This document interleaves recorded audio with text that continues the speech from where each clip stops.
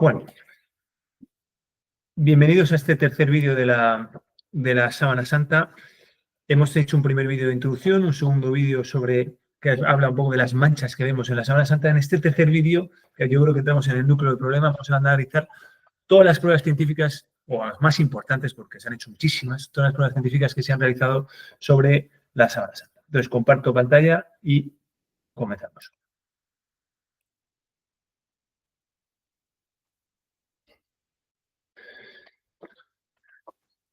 Bueno, empezamos con el estudio del polen. Por supuesto, ni que decir tiene que evidentemente esto de la palinología, del estudio del polen, se ha podido hacer cuando hemos tenido microscopios lo suficientemente potentes para poder detectar el polen. Es decir, desde finales del siglo XX. Bueno, brevísima exposición sobre lo que es el polen, qué características tiene, porque por eso podemos, al estudiar el polen, adivinar un montón de cosas. Bueno, cada especie vegetal tiene un polen muy, muy característico. Aquí he puesto ejemplos de muy diferentes granos de polen que son microscópicos y que tienen una forma geométrica cada uno totalmente distinto en función de la especie a la que pertenece. ¿Vale? Estos granos de polen pueden volar 10, 20 kilómetros de manera totalmente indetectable porque no los podemos ver y además este polen es producido en grandísimas cantidades. ¿Vale? Y se queda adherida a cualquier cosa, se queda adherida a la ropa, a las telas, etcétera. ¿Vale? La cubierta externa del polen es de gran resistencia, es prácticamente indestructible. De hecho, tenemos, digamos, catálogos de polen de muchísimas plantas extintas, de algunas de hace más de 400 millones de años, ¿vale? De polen extinto de hace más de 400 millones de años. Bueno, pues analizando los restos de polen que tenemos en la Sábana Santa, podemos analizar dónde ha estado. ¿Por qué? Bueno, Max Frey, que fue el inventor de esta metodología, de la polinología, pudo resolver muchísimos crímenes en Suiza. Él era científico de la Universidad de Zúrich, pero además director científico de la policía suiza, la policía criminal de la misma ciudad, ¿vale? Es el servicio científico de esa policía criminal. Y consiguió resolver muchos crímenes porque de repente tenía una nueva metodología, una nueva tecnología para saber dónde había estado el criminal o dónde había estado la víctima, etc. ¿Vale? Por supuesto, ha sido la máxima autoridad mundial de paleontología porque fue el que la inventó. ¿Vale? Bueno, pues Max Frey analizó la Sábana Santa, cogió las diferentes especies de polen que encontró dentro de la Sábana Santa, detectó 49 especies distintas, de las cuales la mayoría no le aporta información porque son pólenes de plantas que están extendidas por toda Europa, con lo cual no aportan información. Pero hay algunas que encontró que eran exclusivamente de Palestina, es decir, son granos de polen de plantas que son autóctonas y solo se encuentran en Palestina. Otras que son autóctonas de Constantinopla, otras que son autóctonas de Francia, que solo se encuentran en Francia, otras de Italia. ¿Vale? Y lo más curioso de todo es que algunas de ellas, de las de Palestina, no se encuentran ya en Palestina. Son de hace 2000 años. Es decir, han podido analizarse, como ya os digo, que el polen es prácticamente indestructible, se han encontrado esos granos de polen en los sedimentos del lago de Genesaret. Y en esos sedimentos han encontrado ese polen que está extinto ya, que son plantas extintas que ya no existen y que en capas de hace 2000 años han encontrado ese polen que se encuentra en la Sábana Santa. ¿Vale? Otros científicos han estado analizando la sábana y han encontrado también, bueno, pues las mismas pruebas que encontró Max Frey, ¿vale? Max Frey dice literalmente, para mí es algo indiscutible que la Sábana Santa estuvo en Palestina del siglo I. Bueno, pues él, con su conocimiento, con el conocimiento que tiene de la paleontología, es lo que afirmaba. Luego muchos autores han analizado el polen, han detectado también que hay polen muy abundante en la Sindón de lo que es el ritual funerario, de los ungüentos y aceites preciosos que se utilizaron para hacer el embalsamiento de esta persona que fue cubierta por la Sábana Santa. ¿Vale? Esto encaja muy mal con la sepultura de una persona crucificada, pero claro, estamos utilizando aquí ungüentos y aceites que eran muy preciosos en aquella época. ¿Vale? Bueno, entrando ya un poquito más adelante, año 1976-1978, se hace una serie de pruebas científicas. Por supuesto, luego vamos a ver otras pruebas que se han hecho ya en el siglo XXI, ¿vale? Pero estas sí fueron relevantes porque dieron la vuelta al mundo sus resultados, ¿vale? Vamos a ver, voy a ocultar esto que está molestando. Voy a ver la del 1976. Para empezar, una introducción. Daros cuenta que la NASA logró pisar la Luna en el año 1969 y que desde entonces, desde 1972, ningún ser humano ha pisado la Luna. Ninguno lo ha vuelto allí. Es decir, que ya había una tecnología impresionante que nos era capaz de llevarnos a la Luna. Bueno, pues estos mismos científicos de la NASA, no la NASA como organización, pero sí los científicos y sí la tecnología de la NASA, analizó la Sábana Santa en 1976, ¿vale? Bueno, pues la Sábana Santa es una imagen con información matemática tridimensional. Vamos a ver por qué.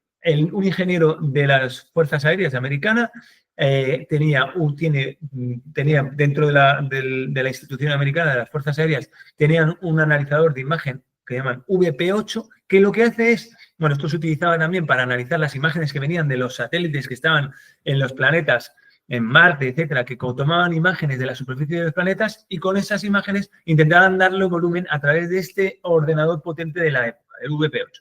¿Qué es lo que hacía este ordenador? Lo oscuro le da volumen y lo claro lo mantiene en superficie. Y entonces con eso va desarrollando una imagen tridimensional. Lo que es ni claro ni oscuro, un gris, pues lo sube pero menos. Más gris, más para arriba. Menos gris y más claro, más para abajo. ¿Se entiende, no? De tal manera que estos dos cuadros blancos quedan abajo, estos dos cuadros negros quedan arriba y este que es gris queda a mitad. ¿Ven? Bueno, pues esto es lo que vamos a hacer. Vamos a pasar la Sábana Santa por este VP8. Las fotos de la Sábana de Turín se pasan por VP8. Aquí vemos al capitán Eric Jumper de la USAF, o sea, de las Fuerzas Aéreas Americanas, y John Jackson. Bueno, literal, lo que dicen estas personas. Lo que sucedió a continuación resultó extraordinario para mí. Apareció en el monitor una verdadera imagen tridimensional. Había muchos rasgos de estructura realmente tridimensional. La nariz tomó relieve. Las facciones del rostro parecían adecuadamente perfiladas. Las formas del cuerpo, brazos, piernas y pecho correspondían a la forma humana básica. Bueno, ¿y esto por qué es relevante? Este resultado del VP8 no se ha obtenido nunca con ninguna otra imagen. Nunca había oído hablar de la síndrome, esta persona, antes de este momento. Solamente con la síndrome se han obtenido tales resultados al efectuar su estudio con el analizador isométrico de la imagen VP8. Es decir, en el primer vídeo decíamos que, de alguna manera, la imagen que tenemos en la Sábana Santa tenía codificada la imagen real, porque al cambiar lo oscuro por lo claro, resulta que obteníamos el negativo, o sea, el positivo o el negativo, la imagen real, ¿vale? Eso no lo pudimos ver hasta que no descodificamos la imagen de la Sábana Santa, cambiamos lo oscuro por lo claro cuando hicimos el negativo y vimos la imagen real. Bueno, pues ahora vemos que no solo es que lo blanco tenemos que cambiarlo por lo oscuro y lo oscuro cambiarlo por lo blanco, sino que además también cada uno de los puntitos que forma la imagen tiene una información tridimensional, ¿vale? Eso, por supuesto, no hay ningún otro antecedente en toda la historia de la arqueología de algo así, que tenga cada punto de la imagen información tridimensional del volumen del cuerpo que envuelve. Por supuesto, cuando pasamos cualquier foto, cualquier imagen real, cualquier cuadro por el VP8, lo que obtenemos es algo totalmente deforme porque toda la sombra la convierte en volumen o la claridad en volumen, la sombra en valle, en fin, que no se obtienen imágenes con sentido, ¿vale? Solo con la Sábana Santa podemos encontrar de repente una codificación tridimensional como la que vemos aquí, de todo el volumen de la rodilla, de las piernas, de los brazos, de las manos, del rostro, del pelo, del costado, de la espalda, de los glúteos, de las piernas, de los gemelos, de los pies, etc. ¿Vale? Conseguimos una imagen tridimensional cuando codificamos cada uno de los puntos que forman la imagen en la Sábana Santa. Bueno, tras esta sorpresa, se constituye todo un equipo de científicos que no van con la institución de la NASA, pero son muchos científicos que vienen de esa institución y con los equipos prestados de esos laboratorios científicos americanos, se los llevan todos a Turín para analizar la Sábana Santa. Y ahí están varias semanas analizando la Sábana Santa con todos sus aparatos, para analizarlo en total detalle, con rayos X, con luz transmitida, con análisis químicos, etcétera, etcétera.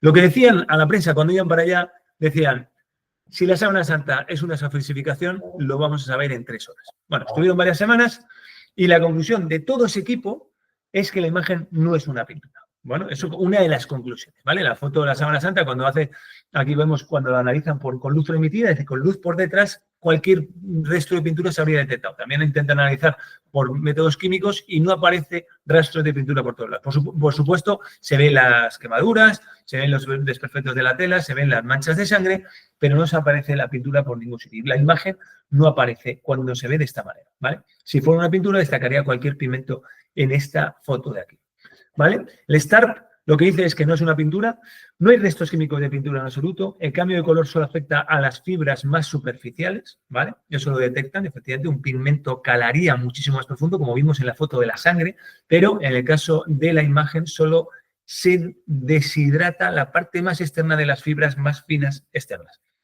La imagen es un negativo, y el incendio de 1543 del relicario, que consiguió fundir la plata, por tanto, estaba a una temperatura de más 900 grados, no afectó a la imagen. La imagen no se vio afectada tampoco por los accidentes con agua que hay. La imagen no es visible de cerca, con lo cual el hacer una falsificación se complica muchísimo más porque estás tienes que estar a más de 2 metros para poder ver la imagen, ¿vale? Y sobre todo hay una ausencia de direccionalidad, es decir, no hay trazos. Está todo hecho como puntito a puntito, pero puntitos finísimos. Ya veremos que es casi del tamaño de protones, luego lo veremos más adelante, ¿vale? ¿Por qué alguien iba a querer pintar algo en negativo si nadie conocía luego cómo descodificarlo? ¿Por qué no lo pintaron directamente en positivo? ¿Vale?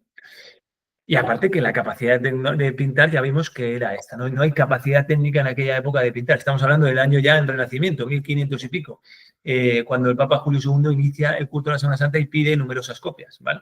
Por supuesto, la sábana es muy anterior. Sabemos que es mínimo de antes de 1355, por cuando tenemos ya los primeros testimonios claramente históricos y la prueba de carbono 14, ya la misma prueba de carbono 14 te dice que es del año 1300. Con lo cual, la capacidad de pintar para aquella época era pinturas románicas bastante ingenuas, ¿vale? Pero además es ingenuo también el conocimiento arqueológico y histórico que se tenía por aquel entonces. Aquí en el Museo Thyssen-Bornemisza tenemos en un cuadro del año 1586, La Matanza de los Inocentes, donde podemos ver que se está representando el pueblo de Belén, totalmente nevado, ¿vale? Con casas holandesas, como podemos ver. Y aquí vemos un soldado que supuestamente es un soldado romano, está haciendo la matanza de los inocentes, que evidentemente está, bueno, pues vestido como de aquella época, del siglo XVI, un soldado del siglo XVI. Y este es supuestamente un judío del siglo I, que evidentemente es una persona, un ciudadano pintado como del siglo XVI, con su sombrero, etcétera, ¿vale? Entonces, bueno, conclusiones de todo este análisis STARP del año 1978. Las conclusiones se relatan en el año 1981, se tienen 3 años analizando todos los datos y se dice: no se han encontrado en las fibras ni pigmento, ni pintura, ni tinte. El tratamiento de mejora de la imagen por ordenador y análisis por el conocido como analizador VP8 mostró que la imagen tenía una información tridimensional única codificada en ella. Luego, el análisis microquímico ha indicado que no hay evidencia de ningún pigmento o sustancia bioquímica producida por el cuerpo en vida o muerto. Y ahora cojo esto literal: para una explicación adecuada de la imagen de la Sindón, uno debe tener una explicación científicamente válida desde un punto de vista físico, químico, biológico y médico. En el presente, este tipo de solución no parece ser asequible a pesar del mayor esfuerzo de los miembros de este equipo. Y esto que leo para hoy, para el año 1981, es exactamente igual de válido para hoy. Nadie sabe explicar cómo se formó esa imagen a día de hoy, año 2025. De hecho, hay una fundación que da varios millones de euros a la persona que nos diga cómo se pudo formar la imagen. Más conclusiones: el consenso científico es que la imagen se produjo por algo que tuvo como consecuencia la oxidación y deshidratación y conjugación de las microfibras de la sábana. Sin embargo, no hay métodos químicos o físicos conocidos capaces de dar cuenta de la totalidad de la imagen. Así que, por tanto, la imagen sigue siendo, como en el pasado, un misterio. No sabemos lo que es, pero sí sabemos lo que no es. Podemos, de momento, saber que no es el resultado de un artista y que lo que nos muestra la imagen de la Sindón es la forma humana real de un hombre azotado y crucificado. Por tanto, quizá otros científicos puedan resolverlo, pero el problema permanece sin resolver. ¿Bien? Bueno, por supuesto, varios años, cientos de años de arqueología No han encontrado nunca nada similar. Cuando hemos encontrado sábanas que están pegadas a cuerpos, esas sábanas son un asco, nada más que están, bueno, pues todo manchas caóticas y deformes y, por supuesto, no se queda ni una sola imagen en todas esas manchas que cubren momias, que cubren cuerpos, etcétera, etcétera. Nunca se ha encontrado nada parecido. Bueno, pues en el siguiente vídeo vamos a analizar toda la información que nos proporciona la propia imagen. Y como os decía, la imagen transmite toda la tortura que ha sufrido esa persona real que ha sido cubierta por la sábana santa. Lo vamos a ver en el siguiente vídeo.